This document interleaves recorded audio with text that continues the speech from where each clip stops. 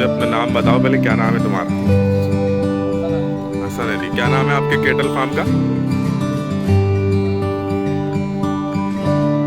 ये इनका kettle farm है ये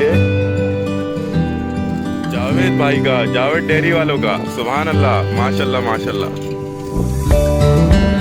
ये यार केटल फार्म, ये जो आर्मी बागीचे के अंदर बना हुआ है ये माशाल्लाह। ये देखें आप, एक से एक ब्यूटी है।